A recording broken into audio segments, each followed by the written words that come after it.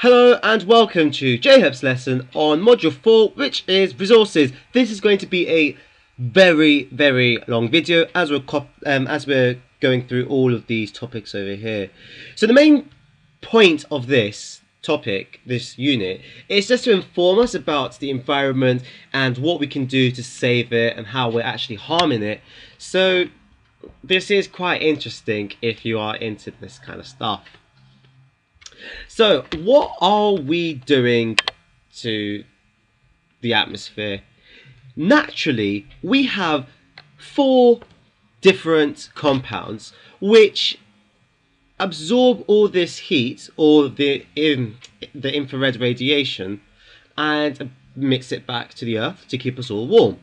And naturally, cows burp out methane, which is a greenhouse gas, and volcanoes erupt carbon dioxide, which is also a greenhouse gas. This naturally happens, and if it weren't for these greenhouse gases, we would be in a world where it's just completely covered with ice and it is negative whatever degrees, and I'm sure we wouldn't survive. So what else happens? We also do contribute to this greenhouse effect, especially when we drive on roads. Over here you can see that there's a lot of roads packed on this car, and in China they came to a point where there were so many cars on the road, it actually emitted lots and lots of carbon dioxide and nitrous oxide, and it made a low level ozone layer, and it was very hard to see. As you can probably see over here, it just made a lot of smog. The main contributor here as well is when we're burning coal and fuel for energy.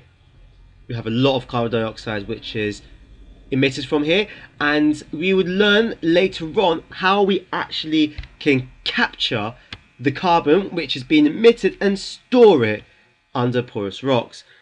Also, the degradation of organic materials gives out methane as well. So how does this actually happen? Well, the sun over here does emit ultraviolet radiation. There's 3 types of ultraviolet radiation. There's UVC, which is totally absorbed by the ozone layer. There is UVB, which is 95% of it is absorbed. Some of it does get through, but this type of radiation can cause genetic damage. So probably not a good thing for it to be going through all the way. And UVA is the one that goes all the way through. The ozone does not stop it that much. 5% of it does get absorbed though. The reason why it does get absorbed is because of the ozone formation and the splitting up of it, but we'll come back to that later. So as I said over here, I've just reiterated that in the diagram. UVC does not get passed through that ozone layer, just like UK border force. Well, actually, UK border force more like UVB here. UVB, some of it does get through, and UVA, a lot of it does get through. Let's not say UK border force is UVA, because I'm sure I'd get into trouble with that. So what happens is that the ground absorbs this ultraviolet radiation and it re-emits it as infrared radiation. And what happens is that the molecules, the CH4, the water and the carbon dioxide, it absorbs all the radiation, the infrared radiation, because if you remember in the Unit 2 topic, radiation, the O to H bonds, the C to O double bonds, and the C to H bonds all absorb the infrared radiation. And what happens is that it would vibrate, it would either stretch or it would bend, and it would shoot back that energy. And this cycle keeps on happening, and before you know it, the earth is warm, and the amount of those that are in our atmosphere determines how much heat is retained here on the earth. So if we have lots and lots of cars which are giving out lots and lots of carbon monoxide, carbon dioxide, water, we are going to trap more energy and more heat on Earth. And what is the effect of that? Well, we've got melting ice caps. As you can see, this poor polar bear is struggling, and because of those melting ice caps, because we're changing the state from solid to a liquid, the liquid is going back into the ocean, and that means more liquid is in the sea. That means it's going to be rising sea levels, meaning that there's going to be flooding, and meaning that there is going to be more destruction here on Earth. The weather does change in tropical areas. There might be more devastating storms. There could be, just more weird weather, especially with hurricanes and such like. Also, it might come for the better with crop yields because there'll be more rain and such like, or there might be worse crop yields in places like Africa and so on, just due to the weather and that change in weather. So this there was this international agreement signed by some countries, which was the Kyoto Protocol, and the main target of it, this was in 1992 by the way, the main target of it was to reduce the emissions of the 6 greenhouse gases by 5% by 2012. Obviously that was time ago, so you can obviously Google it just to check if they've actually done it. But to be honest, this Kyoto Protocol wouldn't really work because America refused to sign, and America does use a quarter, it produces a quarter of the world's greenhouse gases, a quarter. So you can imagine, because obviously winds and such, all of this emission, all it does, it spreads it all around the Earth, and it just, well, there's just obvious global warming throughout the Earth just because of one country just refused to sign it, even though it's just going down by 5%. So obviously we had to go through, well, not we, I'm not the one that did it, but obviously the European Union had to go through other ways of trying to use alternative fuels, renewable energy, nuclear power, so on and so forth. So what they also came up with was a EU strategy just for the future. It was just like a contract which allowed us to make all these targets, and most countries did sign it in the European Union, and it was just usually 20% of energy must be from renewable sources, 10% of fuels used in transport has to be biofuels, and we just had to cut gas emission by 20% below the levels at 1990 because they were disastrous then. Also in 2007, probably when Labour came in, or I don't know, I don't do politics, they came up with a draft climate bill where they wanted to cut the UK's carbon emission by 60% in 2050. So let's see if they are going to come up with that. So how are we trying to achieve this target? Well, what we can do is to capture the carbon which is emitted from the power stations just before it leaves. Obviously we can't catch it with a net, and we store it under porous rocks to make over here to make carbon, like calcium carbonate rocks or magnesium carbonate rocks. What we can also do as well is we can decarbonize fuels, where we will just react it with water, excess water, to make carbon dioxide, where we will cool it a bit.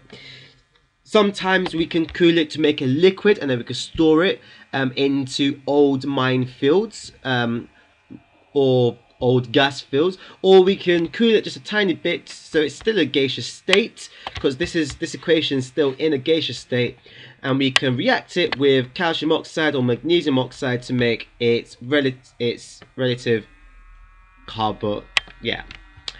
So oops, here we go. So back to the ozone layer.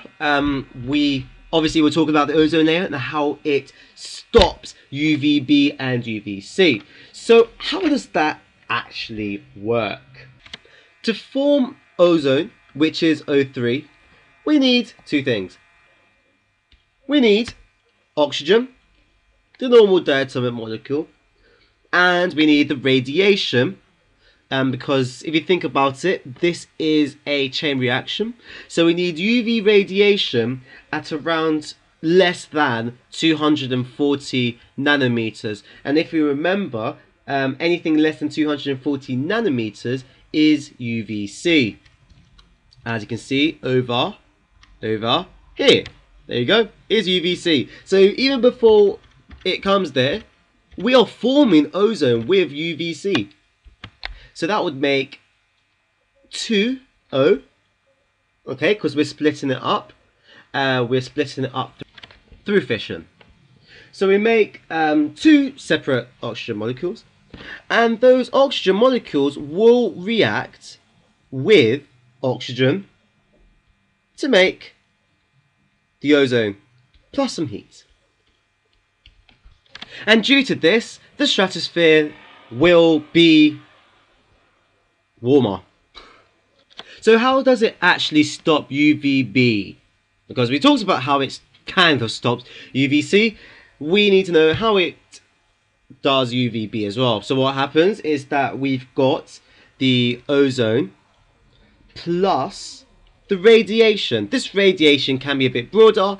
It's usually something which is less than 310 nanometers. And then after that, it becomes O2 plus the separate oxygen. So basically what we're doing, we're just going back to where we started.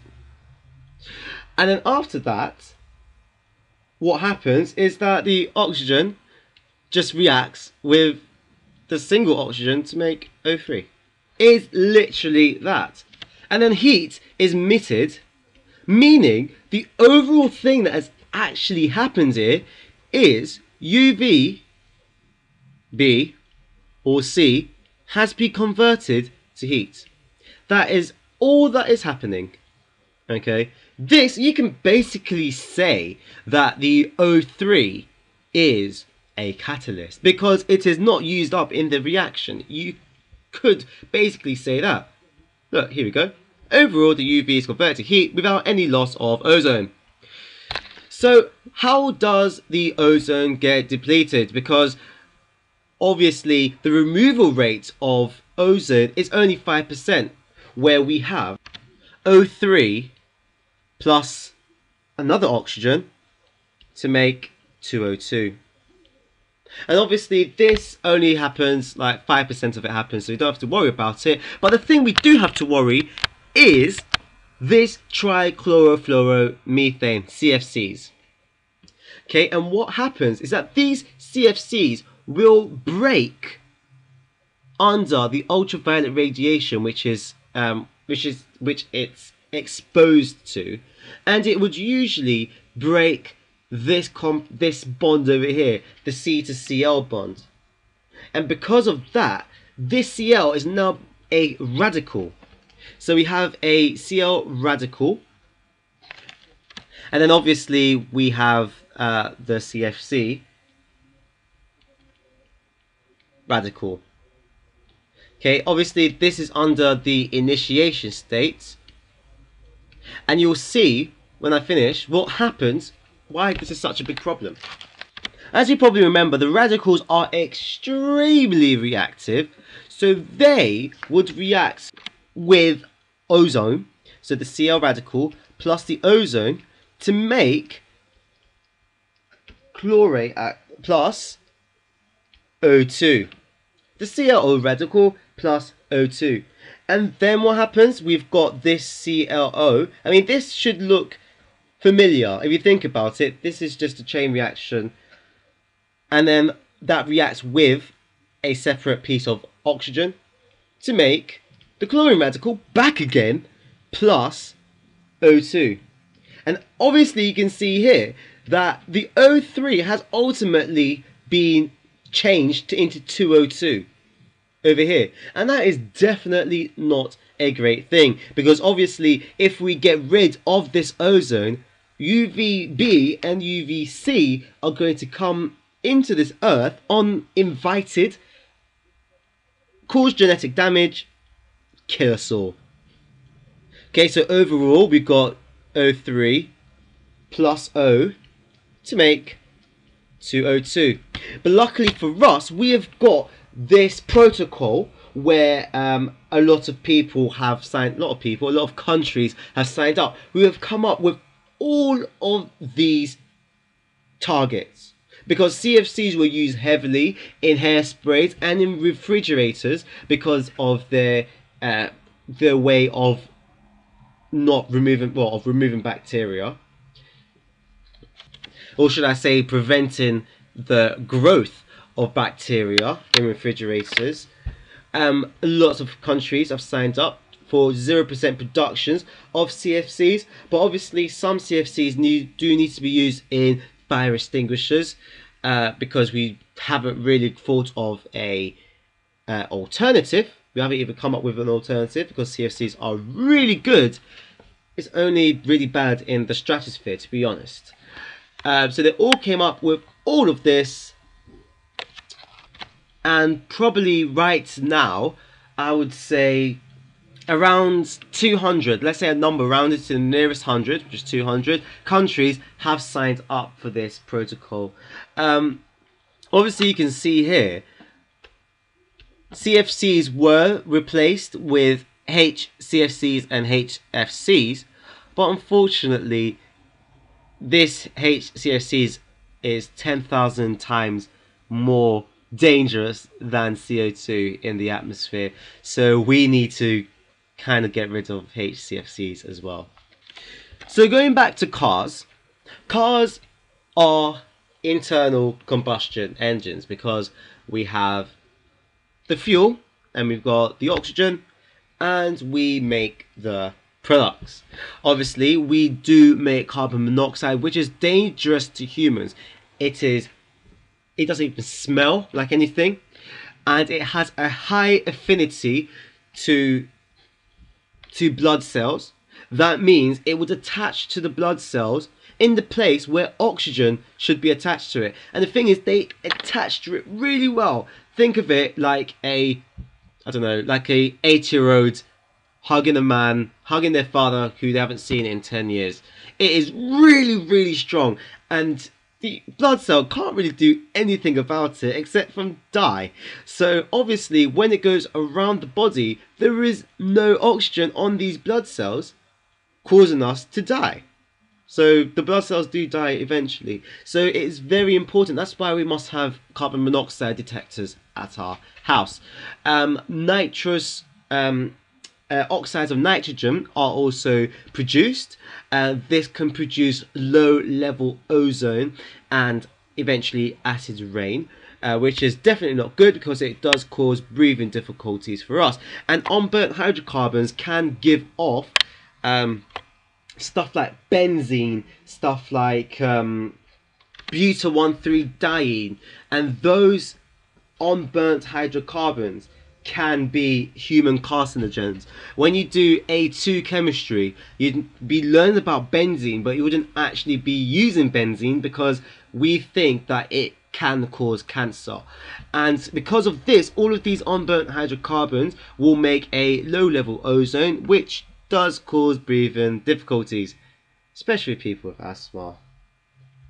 So what are we trying to do to conserve this?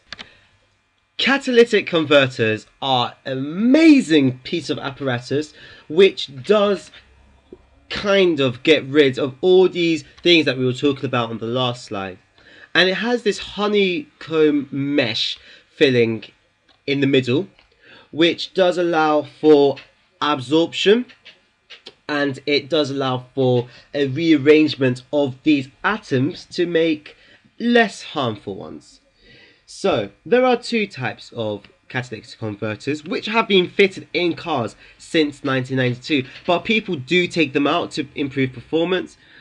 Obviously you shouldn't take them out. This, I forgot to say, but this honeycomb mesh does have a huge surface area. It has a surface area of 2 football pitches, which is amazing. So obviously it is used for absorption, which we are going to talk about right now. And the catalytic converter is made from platinum. So The first catalyst that we're going to talk about is oxidation catalyst, and what happens is that we react carbon monoxide plus an excess of oxygen to make carbon dioxide, which is a less harmful gas. It is still a greenhouse gas, nonetheless, but it is less harmful than this one over here. And then we have the fuel, let's say C12H26, which is decane, plus the excess of oxygen. Remember, this is all combustion, to make CO2. There are supposed to be 12 of those, plus 13 molecules of water. Obviously, this is all in the gaseous state, apart from the water, which is a liquid. The second type of catalyst reacts the oxides of nitrogen plus the carbon monoxide to make, you guessed it, plus CO2. Oops, there's two CO2s. Sorry, there should be an N2 here. Okay, and this nitrogen, this diatomic molecule of nitrogen is already in our atmosphere. It doesn't cause us any harm because it is too big to fit through our alveolus. So, yeah, it's much better than the nitrous oxide. So, other ways we are trying to improve sustainability is the way a chemist asks questions. They've finally scratched their heads thinking, well, why are we using all of these materials that are undegradable, that cause such damage to the planet? Why can't we just use or come up with items which are more earth friendly? So there are 12 principles of green chemistry, which I won't go into. Just have a look here. It is also in the book. They came up with green bags. Tesco are very good at these green bags. Sometimes they're woven out of wool. Sometimes they're woven out of polyesters, which are degradable, or polyamides, which you'd find out in next chemistry. And also P&G found out a way that they can make bags using organic matter, which is quite interesting. So, another thing that we do is to try and increase atom economy, because obviously sometimes in industry we come up with all these waste products which we don't really need, and we have to emit them back into the atmosphere. Lots of people have tried to reduce the amount of waste because A, it is expensive, and B, it just does damage to the environment. I mean, the great thing about this green chemistry is that scientists are also thinking about how the government and how manufacturers can benefit from this, as well as Mother Earth. We've also come up with ways of recycling and breaking down materials. We've got lots and lots and lots of recycling banks around London, and I'm sure around the UK as well. I'm sure around most parts of the world. So obviously we use that, and some of the polyesters that we use and the polyamides, well, actually not the polyamides, but the polyesters can be actually broken down into carbon dioxide and water with yeast or with anything on the ground. So, one last thing before this video is ended is that carbon dioxide, even though we see it as a bad guy, and I've been saying it is quite a bad guy in this video, it is also a good guy as well, because we can replace CFCs, which were used in foam, blowing bubbles into these foam, like to protect our TVs and such. We can use carbon dioxide instead. We can use supercritical fluid, which is just basically scientists tampering with the melting points of carbon dioxide. The way we would write it is SCCO2, just in case that they ask you in the exam, or they give it to you in the exam, you're like, what the hell is SCCO2? That's supercritical fluid, and what it does, it decaffeinates coffee. So it gets rid of the coffee, but and not gets rid of the coffee. It gets rid of the caffeine in coffee, but it retains this great taste, because we could use water, but that wouldn't really taste great. We could use dichloromethane, but that removes lots of flavouring as well. And we can use ethyl ethanoate, but that's slightly toxic. We can also use supercritical CO2 in beers just to make that froth. We can use it in dry cleaning as well. And basically we can use it for waste treatment as well. If you want to know a bit more about how we can use carbon dioxide as to our advantage, please have a look on the internet. And that is it for module 4.